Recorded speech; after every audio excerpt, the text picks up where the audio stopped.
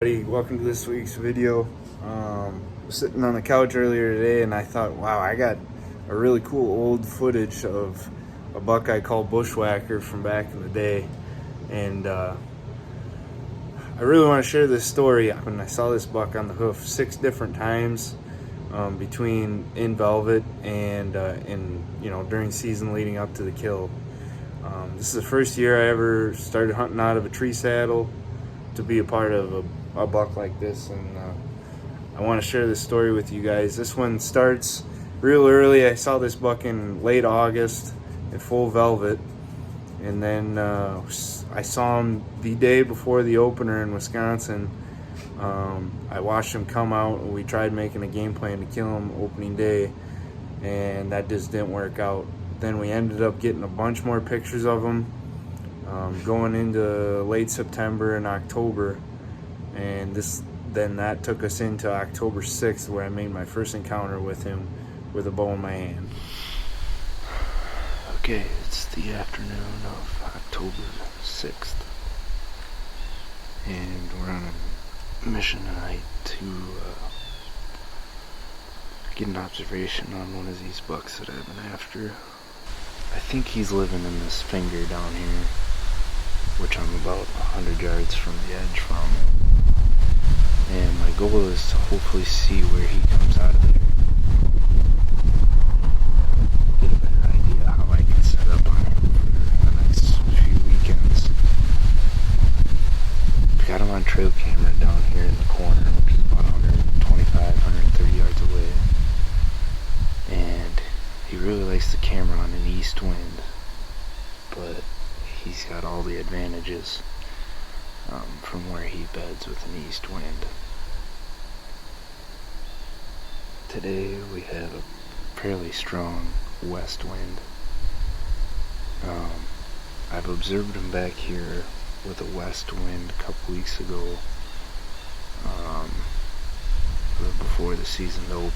If I can just get a better idea of which field edge he likes to hit rubs and scrapes on, I think me and Briggsy can move in for the kill here in the next couple weeks. It's supposed to be really nice and cold next weekend. Had a doe out in the field when I was walking in on the other side of the farm, and then I've been set up for a good half hour or so, and another doe stood up at about 60 yards right up out of the beans. But it feels right, like the deer should be moving today, so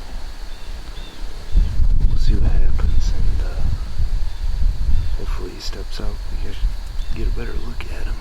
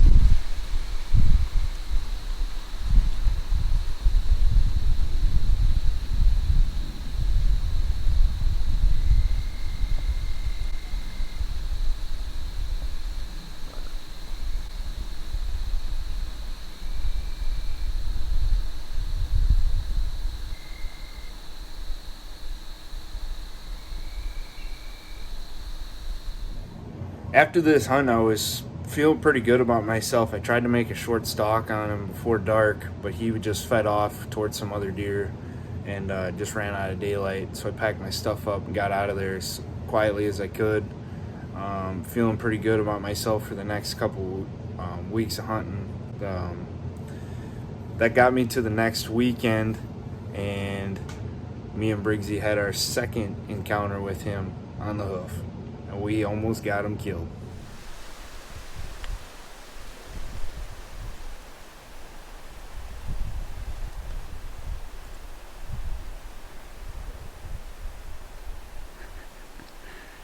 Fucking real.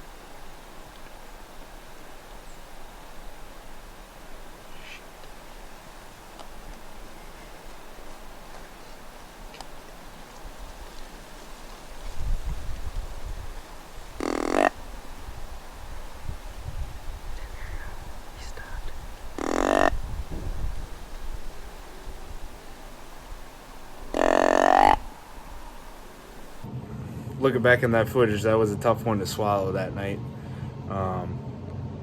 He got to 45 yards hitting that scrape, and I thought at one point it was going to happen. But for whatever reason, he just turned around and went the other way that night, and he lived to see another day.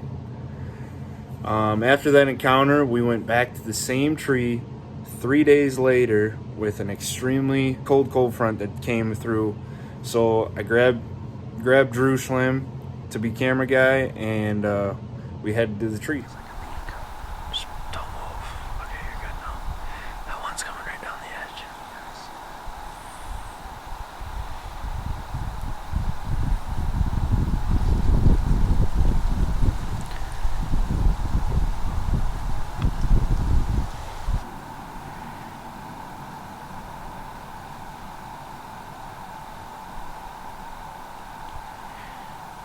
It's not Bushwacker. We got set up real quick that night, and deer started just piling out into the beans. Every deer on the farm came out that night in daylight besides Bushwacker. Bushwacker waited to make his appearance in the field until the last light. It's too dark for Drew to get really any footage of the deer. All you can barely see is me pulling back barely and just my Luminac going through the air.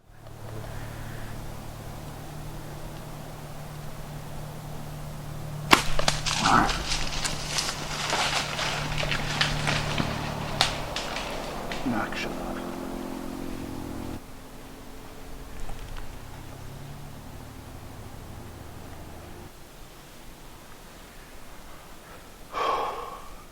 Off of impact, it sounded really good, but what I didn't like was the deer took off on a dead run for a couple 100 yards that we could hear him running through the woods, which really did not make me feel so great.